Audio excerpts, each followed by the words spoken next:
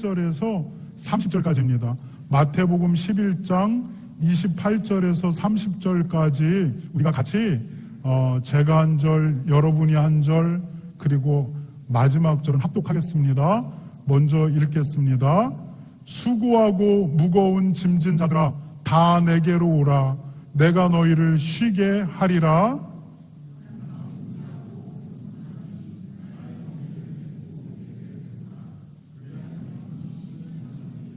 함께 읽겠습니다.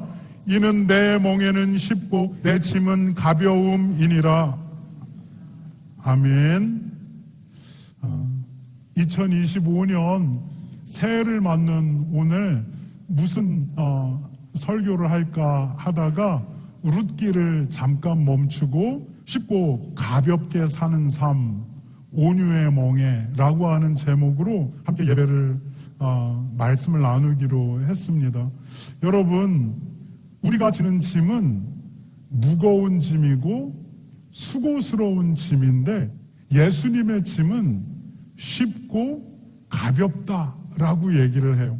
여러분, 이 세상에 짐을 지지 않고 살아가는 사람은 아무도 없습니다. 저에게는 저의 짐이 있고 여러분에게는 여러분의 짐이 있고 우리 생각 없이 돌아다니는 것 같은 주원이도 주원이만의 삶의 짐이 있어요. 내일 또 학교를 가야 되는구나. 엄마하고 이제 가기 싫다라고 또 씨름하면서 갖는 짐들이 있죠. 우리 모두는 각자 이 짐을 지고 수고하고 무거운 삶을 살아가고 있어요. 그런데 오늘 본문에서 예수님이 수고하고 무거운 짐진 자들은 다 내게로 와라. 내가 너희를 쉬게 해줄 거다. 이렇게 말씀하십니다. 여러분, 그런데 이 구절에서 우리가 오해하면 안 되는 부분이 있어요. 그게 뭐냐면 예수님께서 쉬게 해주는 방법은 우리의 짐을 없애주겠다가 아니에요. 이 말씀은 이 성경 구절 안에는 그러한 부분이 어디에도 없어요. 대신에 예수님이 나에게로 와라. 내가 너희를 쉬게 해줄 텐데 어떻게? 내가 너희에게 짐지는 법을 알려주겠다. 이렇게 얘기한 겁니다. 여러분, 수고하고 무거운 짐진 사람들은 나한테 다 오세요라고 해서 교회로 찾아왔어요. 그랬는데 내 짐이 해결이 안 되는 겁니다. 주님이 없애줄 거라고 생각했어요. 그런데 없어지지 않는 겁니다. 새벽 기도가 부족한 줄 알고 새벽 기도를 더 쌓아가는데 없어지지 않는 겁니다. 내 삶은 무겁고 내 삶은 어려운 겁니다. 그런데 주님이 나에게로 오라고는 했는데 그 짐을 없애주겠다라고 얘기한 게 아니라 그 짐을 지는 법을 이제 가르쳐 주겠다.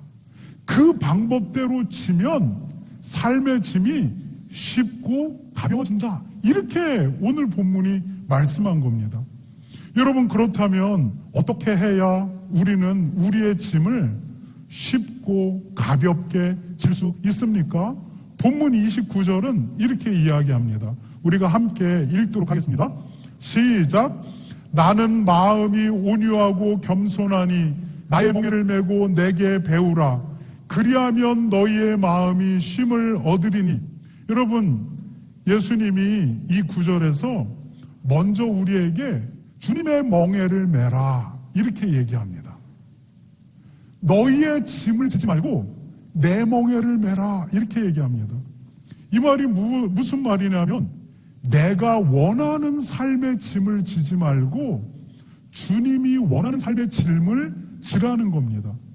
내 욕망대로 따라가면서 삶의 짐을 지지 말고 하나님이 합당하게 여기는 방식으로 살아가면서 주님의 짐을 지라는 것입니다. 그러면 우리가 지는 짐이 쉬워질 거라고 하는 겁니다. 여러분, 오늘도 우리가 살아내야 되는 삶의 짐이 있습니다. 자녀를 키워야 하는 짐, 미래를 준비해야 하는 짐.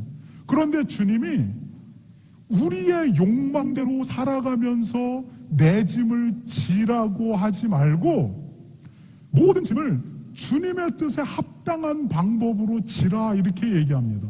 그러면은 그 짐이 쉽고 가벼워진다는 겁니다. 삶의 짐이 계속 무거워지는 건 뭐냐면 우리의 욕망을 따라 지기 때문이라는 겁니다. 하나님의 방식이 아닌 것으로 그 삶의 짐을 지기 때문이라는 겁니다. 그런 방식으로 지지 말고 주님이 합당하게 여기는 방식으로 그 짐을 지가는 겁니다. 그러면 그 삶의 짐이 이제 가벼워질 것이다 라고 말씀하는 겁니다. 여러분, 2025년도 여러분의 욕망을 따라서 짐을 지는 게 아니라 주님 앞에서 합당한 방법으로 그 삶의 짐을 지시기 바랍니다. 그래야 삶의 무게가 쉽고 가벼워진다라고 주님이 말씀하십니다. 그런데 여러분, 여기서 우리가 생각해 볼 것이 있습니다. 주님의 멍에는 정말 쉽고 가볍냐는 겁니다.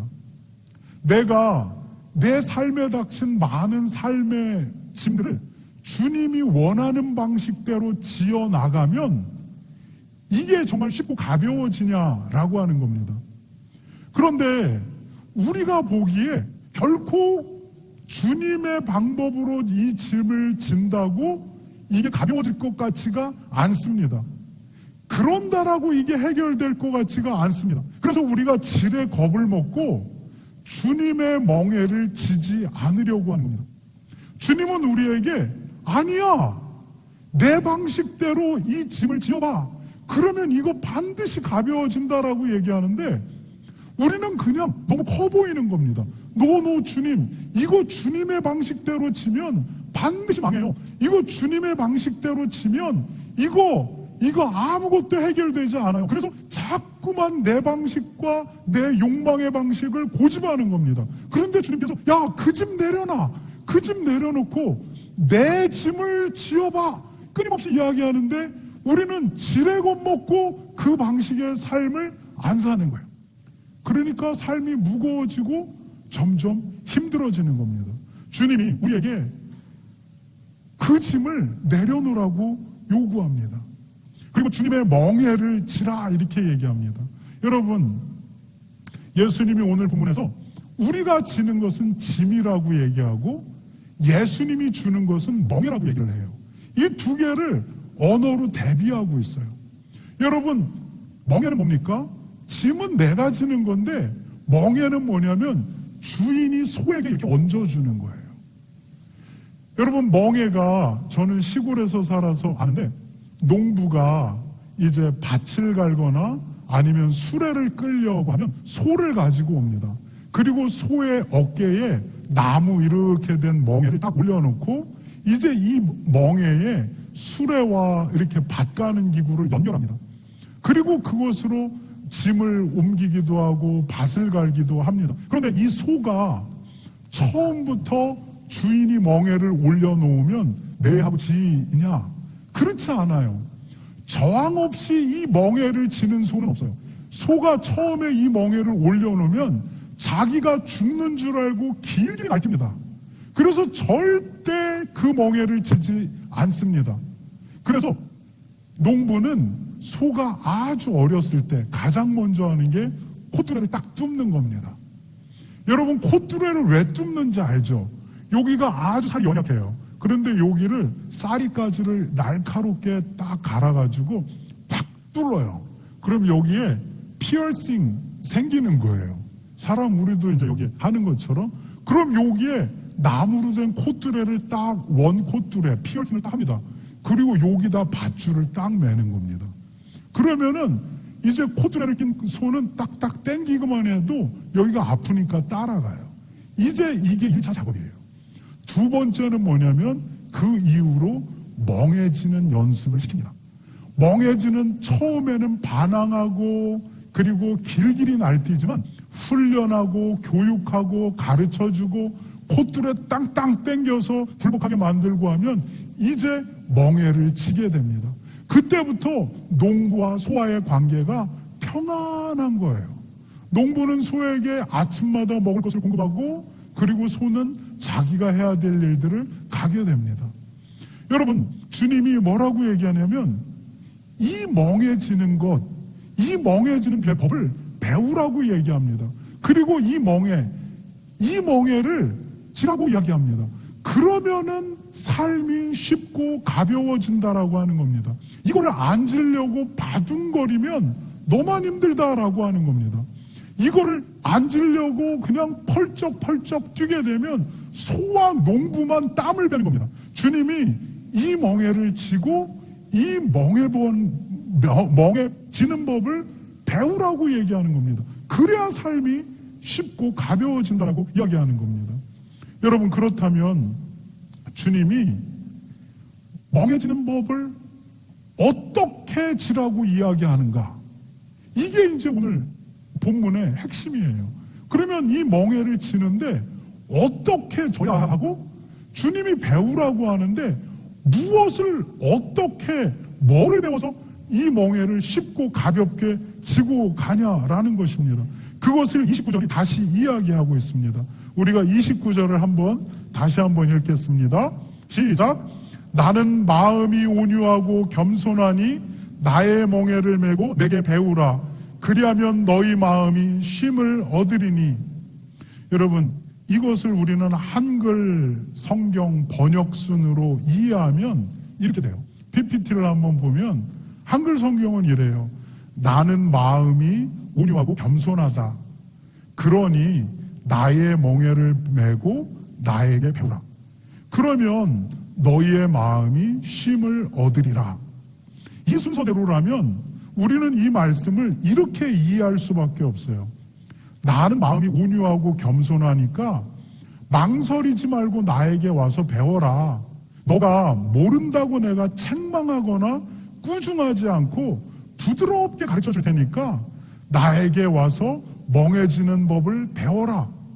우리는 이 말씀을 이렇게 한글 번역 순서대로 한다면 이렇게 이해해요.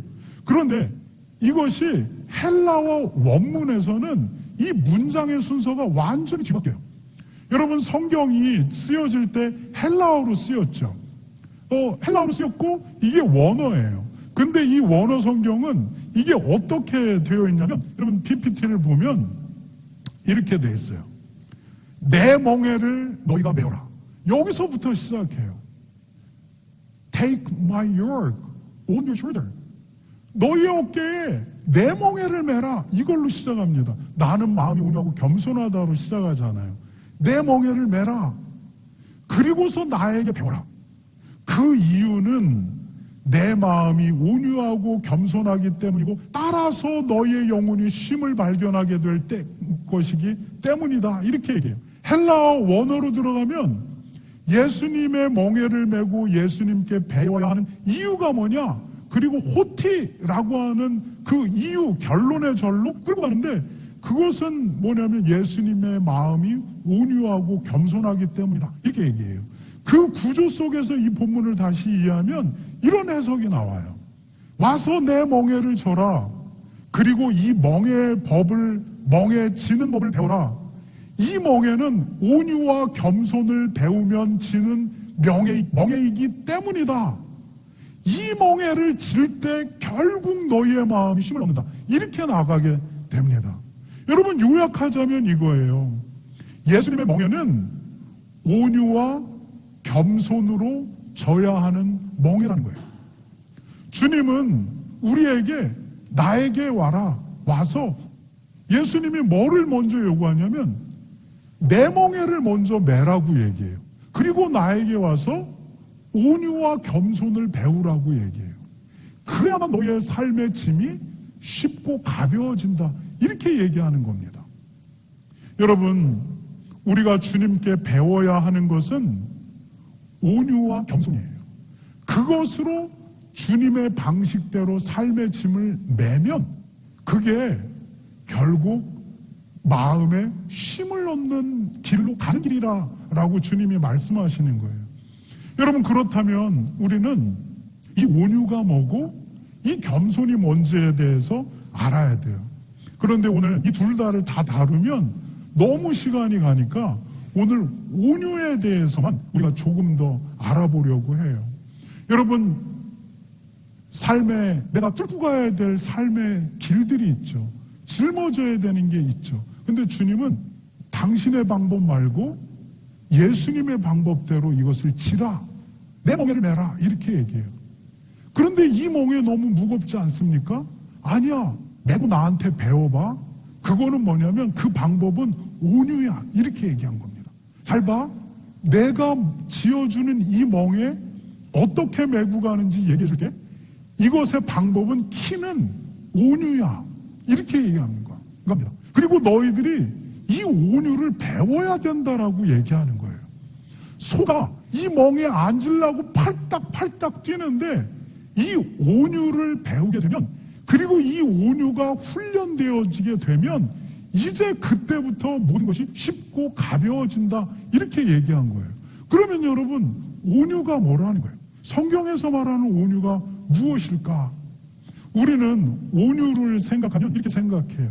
온유는 나약함과 연결된 것, 누가 나를 함부로 대해도 대항하거나 화내지 않는 거예요. 그냥 웃어주고 참아주는 것, 이것이 온유라고 말해요. 이 기준에 의하면 저는 절대 온유하지 않아요. 저는 찌르면 반응합니다. 이씨, 아파! 누가 이렇게 못되게 하면 저는 대항합니다. 저는 이 기준에 의하면 온유하지 않아요. 그러나 성경이 말하는 온유의 개념은 그것이 아니에요. 우리가 민수기 12장 3절을 함께 읽어보도록 하겠습니다. 함께 읽겠습니다. 시작. 이 사람 모세는 온유함이 지면의 모든 사람보다 더하더라. 하나님이 모세를 지면의 모든 사람보다 온유한 사람이다, 이렇게 평가해요. 다시 말하면 그 당시 지구상에 존재하는 어떤 사람보다도 이 모세가 온유한 사람이다, 이렇게 얘기한 거예요. 여러분, 그러면 모세가 정말로 온유했던 사람인가? 우리가 생각하는 기준으로 온유했던 사람인가? 여러분, 그가 광야로 쫓겨가게 돼요. 그 이유가 무엇입니까? 그가 애굽 사람을 쳐 죽였기 때문이에요. 애굽 사람이 자기 동족 이스라엘 사람을 채찍질하고 괴롭히는 것을 보고 모세가 욱해가지고 그 애굽인을 쳐 죽이고 그를 사막의 모래에다가 몰래 숨어요. 그것이 발각된 이후에 모세가 광야로 쫓겨나는 겁니다.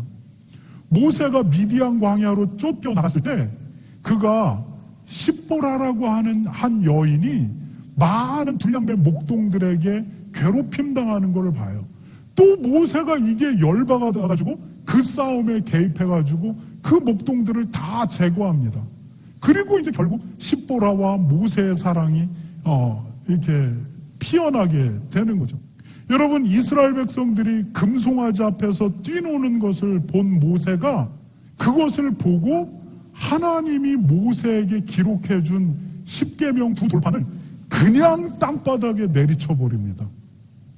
여러분, 십계명의 두 돌판은 하나님이 모세에게 준 거예요. 우리말로 하면 성물이에요. 그런데 모세가 열받는다고 이거를 땅바닥에 내 동댕이 치는 겁니다. 이스라엘 백성들이 하나님 앞에 반역하니까 모세가 레위인들에게 명령하기를 칼을 뽑으라고 얘기합니다. 그리고 그 앞에 있는 사람들이 가족이건 친구이건 상관없이 칼로 베라고 이야기합니다. 그래서 그날에 수많은 사람들이 자기의 가족을 칼로 베고 자기의 형제와 친구를 칼로 베게 됩니다.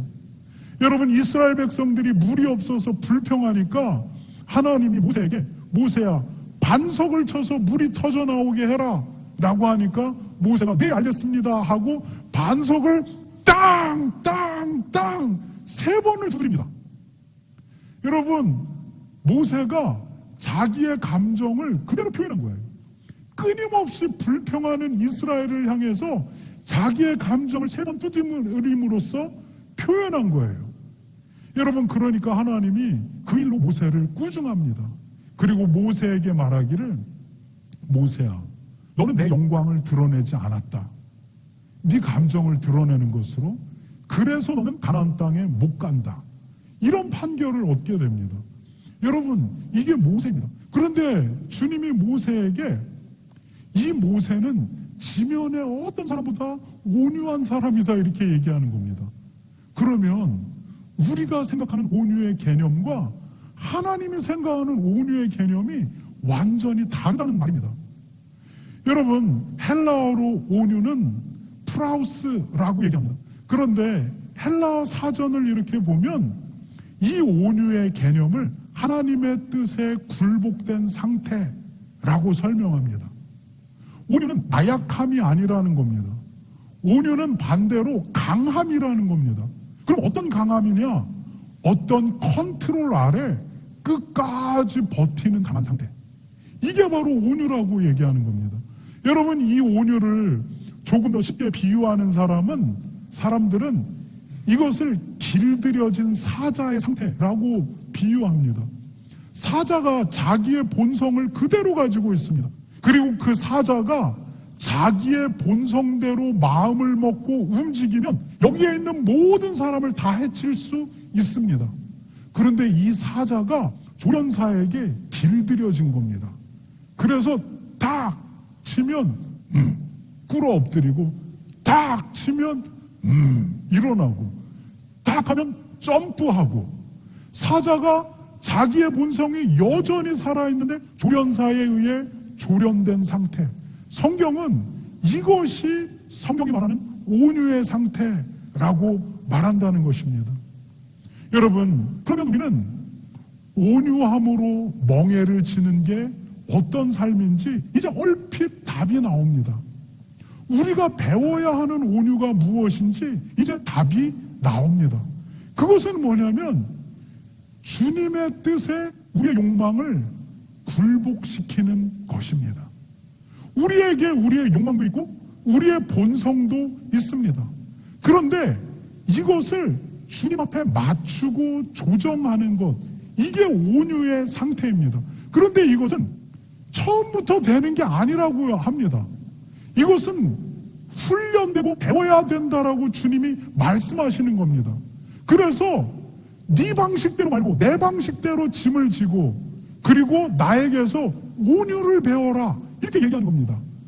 그 욕망을 내려놓는 법을 배우고 그 욕망을 조절하는 법을 배우라고 얘기하는 겁니다. 이게 처음부터 되지 않는다. 이거는 배워야 하고, 배워서 이 멍에를 져야 삶이 가볍고 그리고 쉬워진다, 이렇게 얘기하는 겁니다. 여러분, 우리의 삶이 복잡해지는 이유가 무엇입니까? 뭐냐면 하나님의 뜻은 여기에 있는데 내 뜻은 여기에 있기 때문입니다. 그래서 우리가 생각하기에, 우리의 욕망은 늘 생각하기에, 그리고 마귀가 우리를 늘 속이기에, 야, 하나님의 뜻은 여기 있지만 이게 더 좋고 쉬워 보인다라고 얘기합니다. 아브라함이 롯에게, 롯아, 모든 사방이 너에게 다 열려 있는데 네가 선택해라. 네가 좌하면 난 우하고 네가 우하면 난 좌하겠다. 그때 롯이 보니까 요단강 동편, 거기가 살기 좋고 목초지가 있고 도시가 발달돼 있고 화려하고 정말 너무 재밌을 것 같아. 그래서 거기를 선택해서 가는 겁니다. 여러분, 하나님의 뜻은 소돔과 고모라에 있지 않습니다. 하나님의 뜻은 광야 안에 있습니다. 그런데 내가 이게 쉽고 좋다고 이곳으로 가는 겁니다. 거기에서 이제 삶은 복잡해지기 시작하는 겁니다. 딸들은 이상한 남자애들을 만나게 되고, 그 도시는 썩어있고 쾌락으로 꽉 차 있고, 먹고 재밌고 뭔가 있는 것 같은데 복잡하고 평안하지 않은 것입니다. 하나님의 뜻이 여기 있는데 우리가 저기로 가니까 삶이 복잡해지는 것입니다. 또 어떤 경우가 있습니까? 하나님의 뜻이 여기 있고 내 욕망이 여기에 있는데 하나님의 뜻을 버리기에는 도리상 안 될 것 같고, 그리고 하나님의 뜻, 내 욕망을 취하자니 뭔가 아닌 것 같고, 그러니까 결정을 둘 다 취해야겠다, 이렇게 생각하고 살아갑니다. 그리고 이 둘 다에게 최선을 다해서 살아갑니다. 여러분, 그때 우리의 삶이 복잡해지고 얽혀지고 무거워지는 겁니다. 여러분, 이것을 남녀 관계로 예를 들면 아주 선명할 것 같습니다. 어떤 남성이 한 여인을 선택하지 못해서 고민하는 겁니다.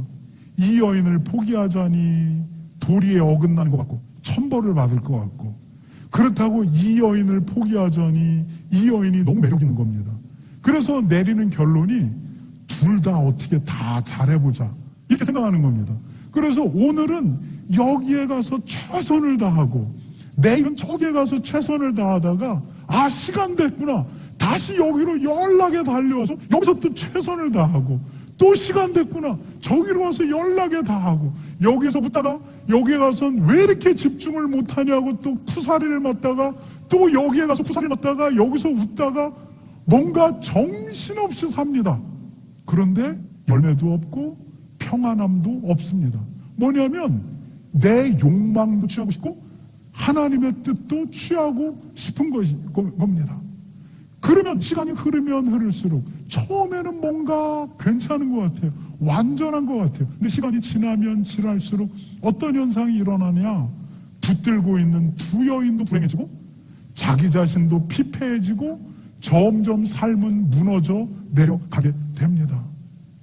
여러분, 우리가 두 가지를 다 취할 수가 없습니다. 주님은 내 방식대로 내 멍에를 매는데 온유함으로 매라고 이야기해요. 온유는 뭐냐?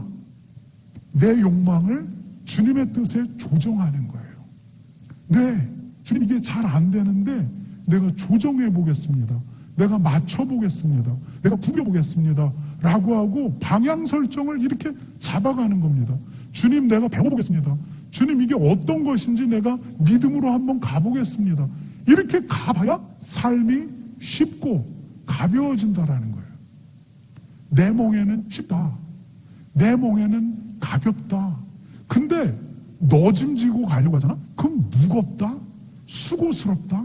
그러니까 그 짐 말고 내 짐 온유함으로 그냥 네 욕망을 나한테 맞추는 것을 배워감으로써 여기에 맞춰. 그래야 점점 쉽고 가벼워진다. 이렇게 얘기하는 겁니다. 여러분, 사도 바울이 한때 자기의 짐을 자기가 지고 살던 순간이 있었습니다. 그 순간에 주님이 사도 바울에게 나타나서 이렇게 이야기합니다. 26절, 14절을 우리가 함께 읽어보도록 하겠습니다. 함께 읽겠습니다. 시작.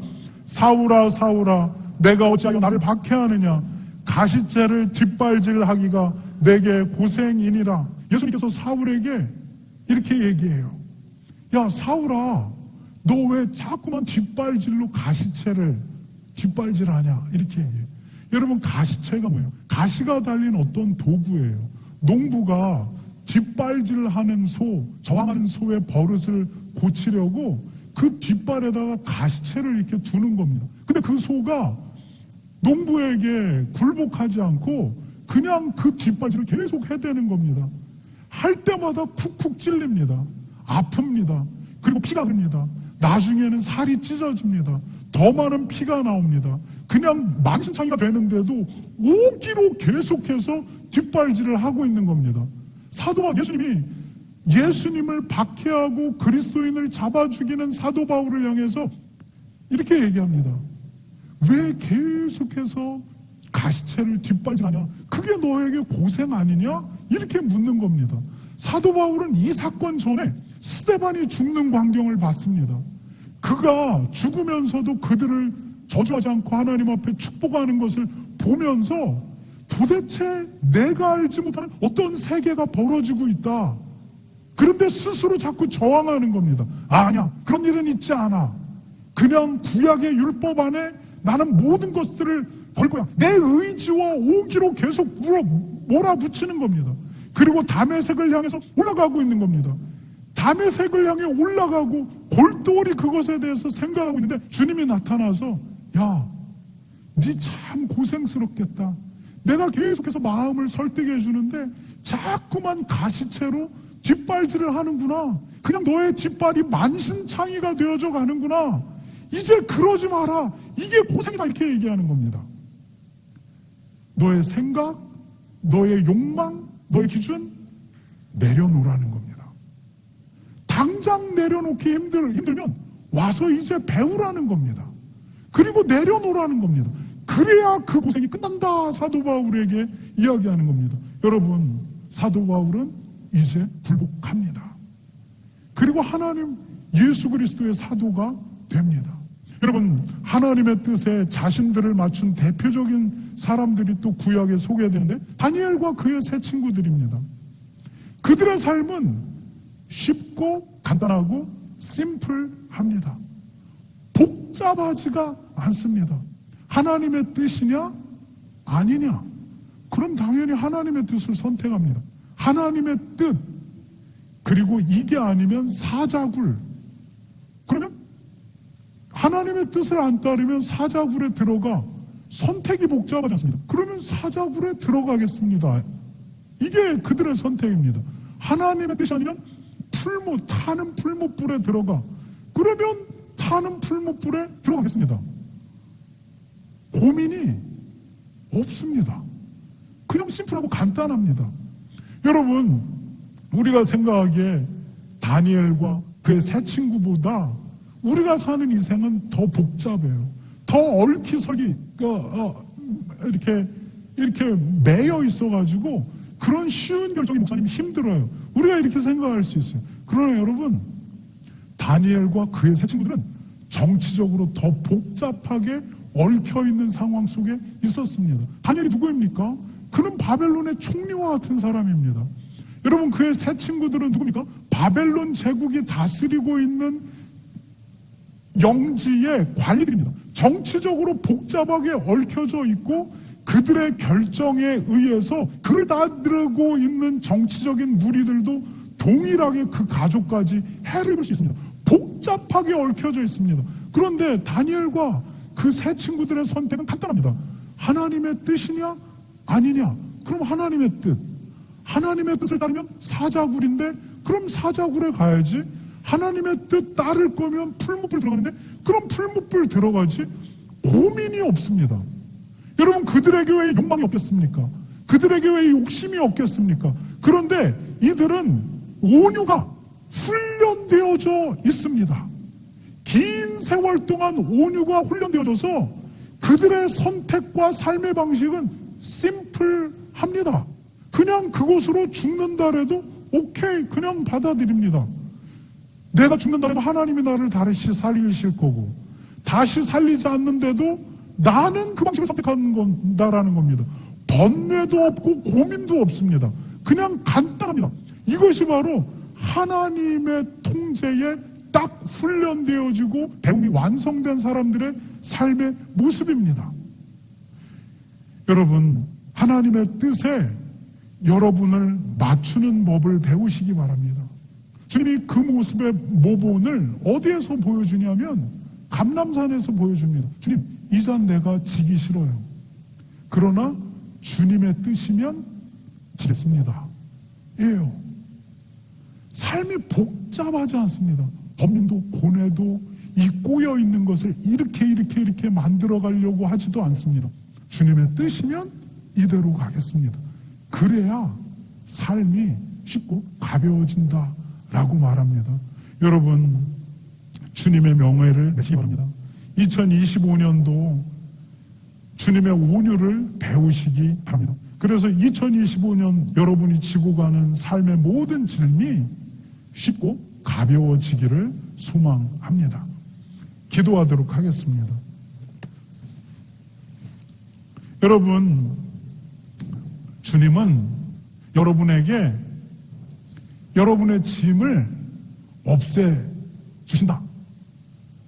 약속한 적이 없어요.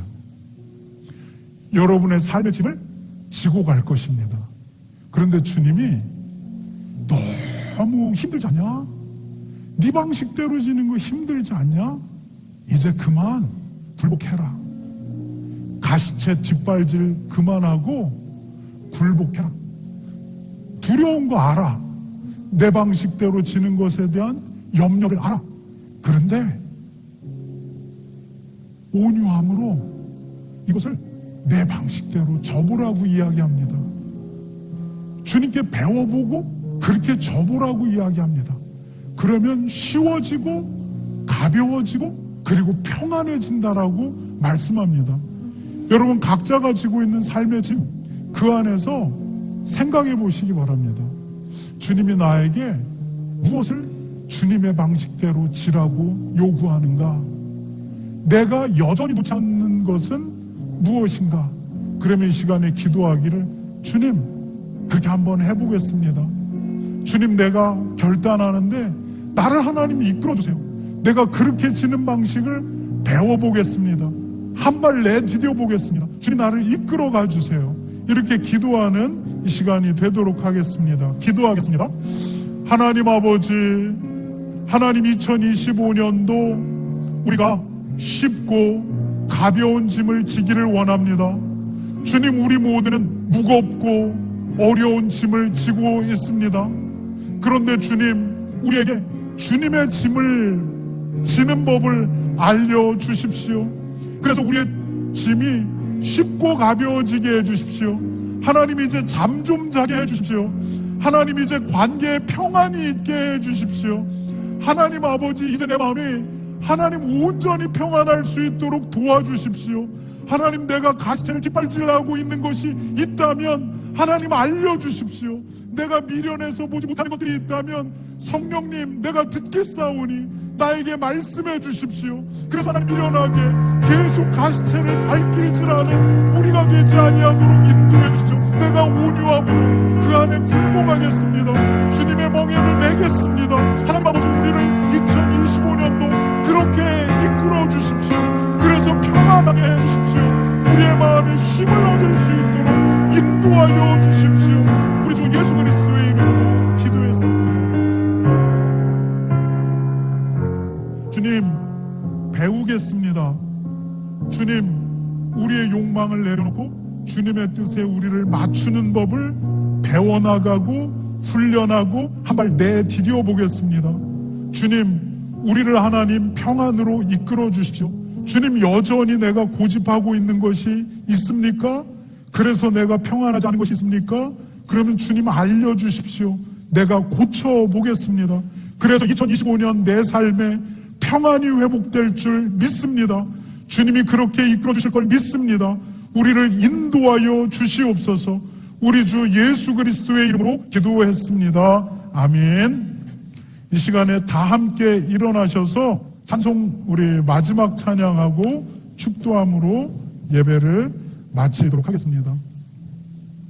여러분, 죄송합니다. 네, 한번 앉아주세요. 죄송합니다. 네, 왜냐하면 잠깐 여러분 앉아주세요. 제가 한 가지 빠먹은 게 있는데 신년 성찬 예식을 준비해놓고 지금 예배를 끝나려고 했어요. 여러분, 이 시간에 우리 2025년 신년 성만찬 우리 진행하도록 하겠습니다. 여러분, 성만찬이 뭐냐고 이렇게 물어보신 우리 성도들이 있어요. 예수님 믿기, 지금 막 믿기 시작한 성도들인데, 여러분, 성만찬 때 포도주와 빵을 떼게 됩니다. 예수님이 십자가에 지시기 전에 포도주를 들어서 말씀하시면서 이것은 너희를 위해 내가 흘리는 내 피다. 예수님의 십자가 피죠. 그리고 이 빵은 너희를 위해 내가 찢기는 내 살이다. 너희는 이 포도주, 이 떡, 땜으로 말미암아 내 십자가에서의 피 흘림과 살 찢겨 죽음을 기념해라. 언제까지 기념하냐면 내가 다시 오는 날까지 너희는 이것으로 나를 기념해라.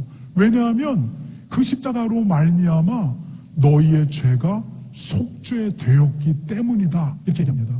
여러분, 예수님의 십자가의 순환으로 우리의 죄가 대속 용서되어졌다라고 하는 이 약속을 여러분 오늘 성찬으로 붙드시기 바랍니다. 그리고 이 예수님께 주님 오셔서 감사합니다라고 고백하는 성찬 예식이 되기를 바랍니다. 이 시간에 찬송가 288장 예수를 나의 구주 삼고 함께 찬양하도록 하겠습니다.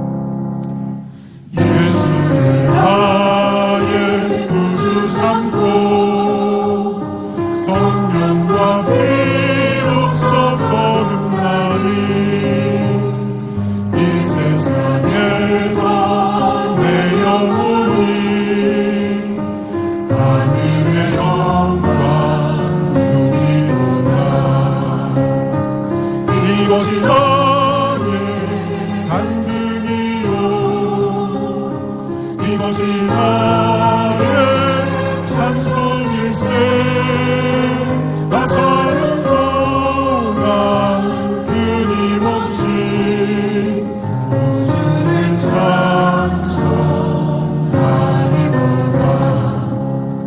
온전히 주께 맡긴 대로 사랑의 음성을 듣는 중에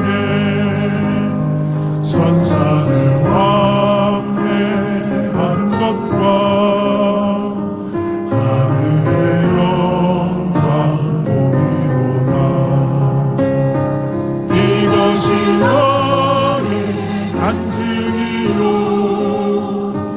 이것이 나의 찬송일세.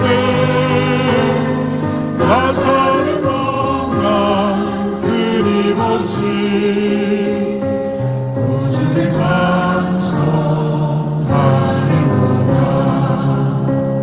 주 안에 기쁜 누림으로 마음의 풍랑이 잔잔하니 세상과 다른 간도 없고 구속한 주만 보이노라. 이것이 너의 간증이요 이것이 나의 찬송일세. 나서는 동안 끊임없이 우주를 찬송하리로다.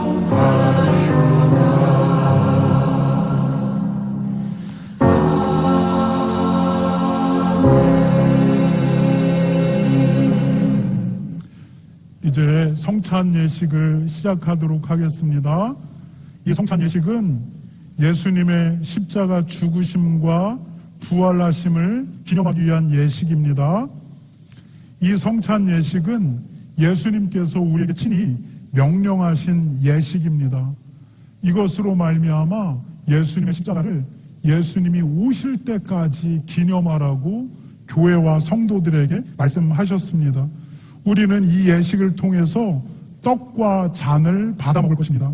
이 떡은 예수님이 우리의 죄값을 치르기 위해서 십자가에서 자기를 찢으신 떡을 살을 상징하고, 그리고 이 포도주는 우리의 죄값을 치르기 위해서 십자가에서 자기 몸을 찢으신 예수님의 피를 기념하는 것입니다.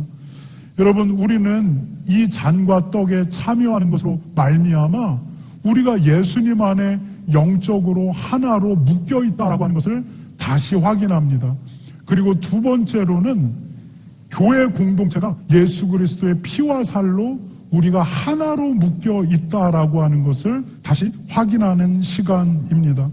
여러분, 이 시간에 우리가 함께 예식을 참여할 때 먼저 분병을 하도록 하겠습니다. 김원근 집사님 먼저 앞으로 나와주시기 바랍니다. 네, 여기 서주시기 바랍니다. 제가 장갑 껴주시고요.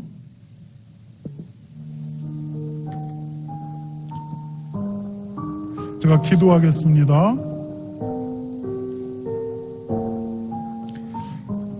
주님, 이 떡은 주님께서 우리를 위해 십자가에서 찢으신 주님의 몸입니다. 예수님의 찢기심으로 우리의 죄가 속죄되었습니다. 주님, 그 대속을 감사합니다. 예수님의 이름으로 기도했습니다. 아멘. 주님께서 잡히시던 날 밤에 제자들과 마지막 유월절 식사를 하시며 떡을 가지사 축사하시고 떼어 제자들에게 주시며 이렇게 말씀하셨습니다. 이것은 너희를 위하는 내 몸이니 받아 먹으라. 여러분, 김원근 집사님께서 떡을 나눠주실 것인데 받으신 분들은 먹지 말고 받고 잠시 가지고 있어 주시기 바랍니다. 김원근 집사님이 나눠주도록 하겠습니다.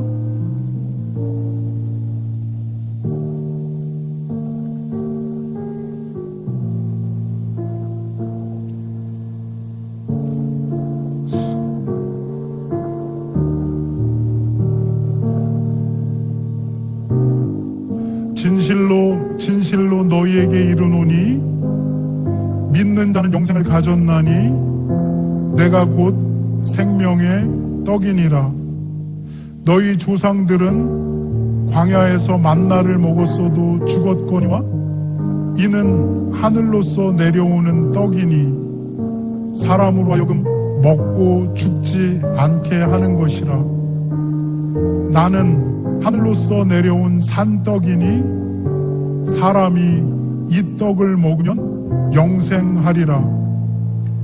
내가 줄 떡은 곧 세상의 생명을 위한 내 살이니라. 여러분, 떡을 받으실 때에 예수님을 주인과 왕으로 고백하고 그리고 세례나 침례를 받으신 분들이 이 떡을 받으시기 바랍니다. 만약에 여러분 가운데 내가 오늘 이 떡을 받기에 너무 거리끼는 것이 있다라고 생각되시는 분은 이 떡을 참여하는 것을 피하셔도 괜찮습니다.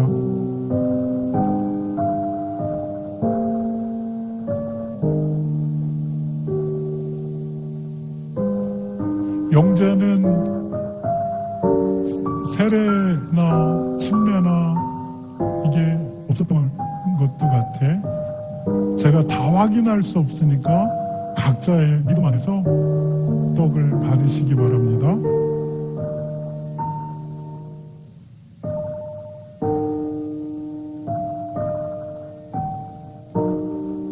이 떡을 통해서 예수님이 내 죄를 속죄하셨다는 약속을 다시 붙들게 됩니다. 그리고 이 떡을 통해 우리가 예수 그리스도 안에서 그 피로 맺어진 한 형제이고 하나의 공동체인 것을 다시 확인하게 됩니다. 이 시간에 떡을 먹도록 하겠습니다.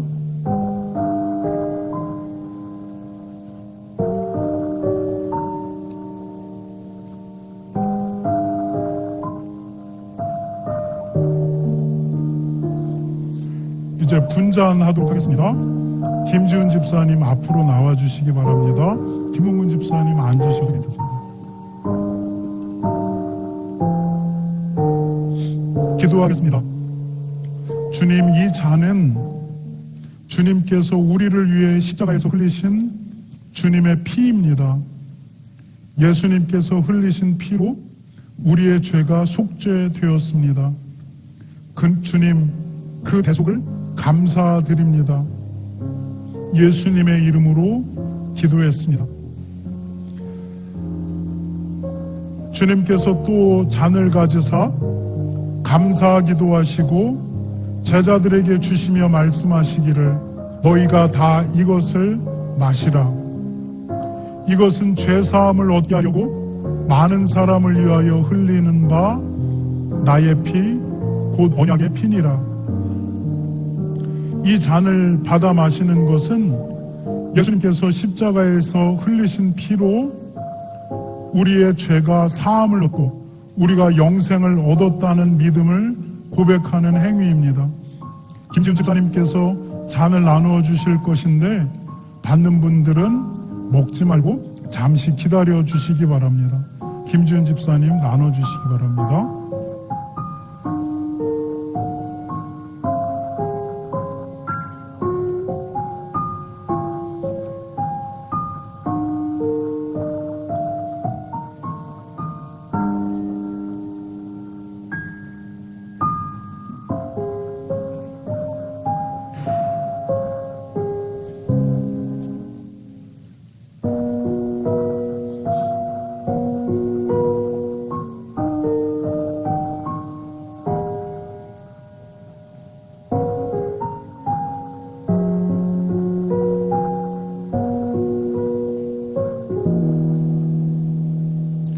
예수께서 이르시되 내가 진실로 진실로 너희에게 이르노니 인자의 살을 먹지 아니하고 인자의 피를 마시지 아니하면 너희 속에 생명이 없느니라.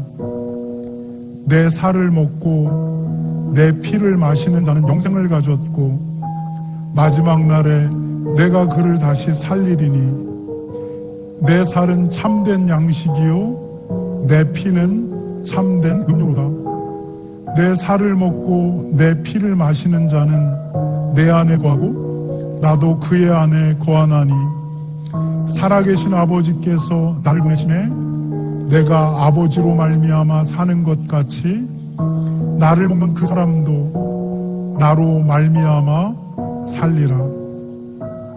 동일하게 이 잔은 예수님을 주인과 왕으로 고백하고 침례나 세례를 받으신 분들이 참여하실 수 있습니다.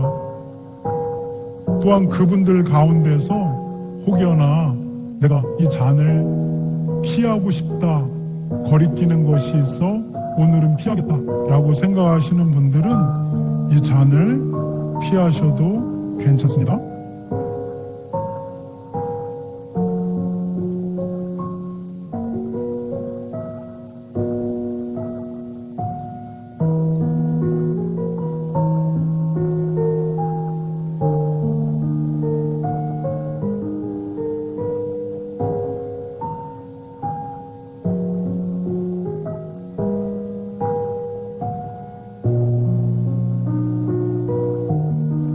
성찬기구가 하나씩이라 잔을 나누는데 시간이 걸려요.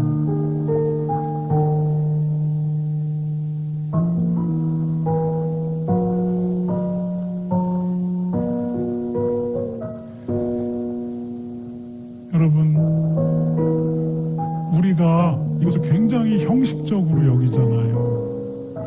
그런데 기독교 역사에 보면 이 성만찬 도중에 하나님의 강력한 하나님의 영의 임재가 일어나는 사건들이 일어났어요.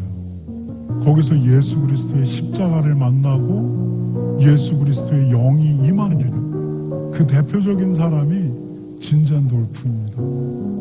그 일로 말미암아 하나님의 놀라운 일들이 역사 속에서 일어나는 일들이 있습니다.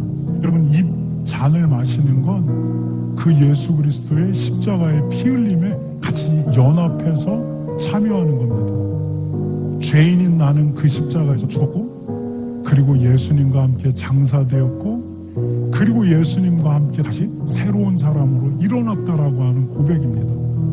그 믿음의 고백 가운데 이 잔을 마시기 바랍니다. 이 잔은 언약의 잔인데 내가 너의 죄를 다 씻었다라고 하는 언약입니다. 이 언약을 믿음으로 붙들고 이 잔을 마시기 바랍니다. 마시도록 하겠습니다.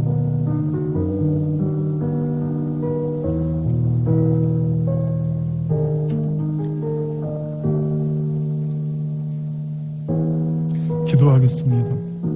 하나님, 주님의 십자가가 아니면 얼굴을 들고 살 수가 없습니다. 주님의 십자가가 아니면 미래를 향한 소망도 없고 내세를 향한 기다림도 가질 수가 없습니다.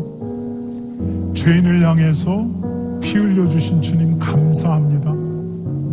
남들이 알지 못하는 더러운 것들, 주님께만 속삭일 수밖에 없는 모든 죄, 이것을 십자가로 깨끗게 하시는 주님의 은혜에 감사합니다.